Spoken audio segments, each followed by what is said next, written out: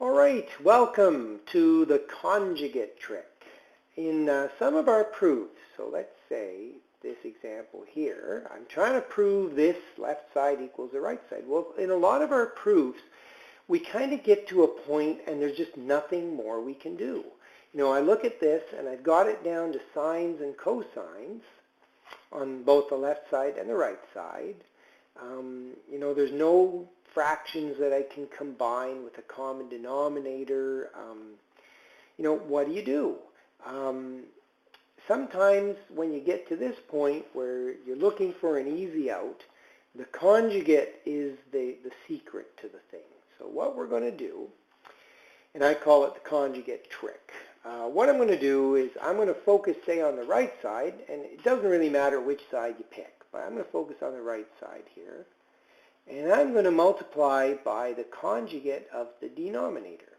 So what I'm going to do is I'm going to multiply this thing, top and bottom, by 1 plus cos theta. Okay. Now let's see if this helps us get further. On the top, I'm not even going to expand it all out. I'm just going to leave it the way it is for the moment. Okay. And on the bottom, I would have 1 times 1, so that's 1. Then I would get a positive cosine, but I'm also going to get a negative cosine, so I know that those two would cancel. And then I have a negative cos times a positive cos, so I have minus cos squared. Well, here's the trick. If you now think back to your favorite all-time identity, this can be replaced by sine squared. And now I can cancel the sign that's on top with one of the signs on the bottom. And so here's what would be left. I would have the 1 plus cos theta left on top. And on the bottom, I would have only one of these sine thetas.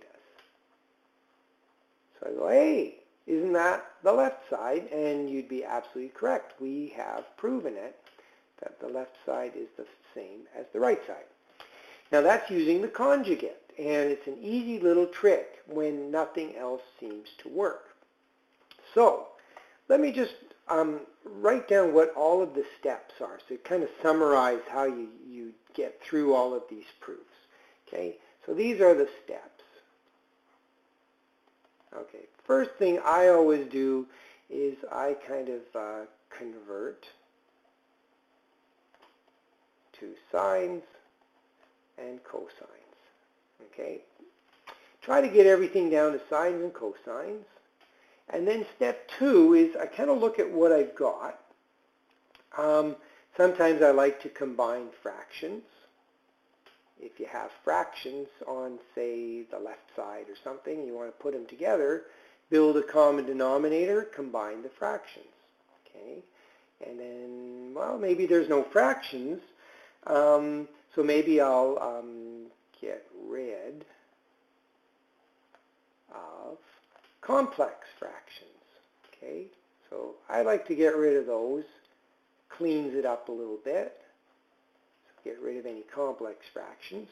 Sometimes I actually use factoring. Sometimes you look at what you have and you go, oh, I could factor out a common sine theta or something. Now, if at the end of all this I can't get any further, that's when I think of using the conjugate. So it's kind of a last resort move to try to clean things up. Okay, and then the big thing is, remember, you have to work the left side and the right side separately. Let's see here. Work left side and right side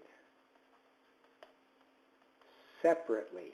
And that's really, really important, that you don't try some shortcut and you're trying to you know, save a little bit of time here and, oh, well, maybe I'll cross multiply. Well, you're not allowed to. You got to work them separately.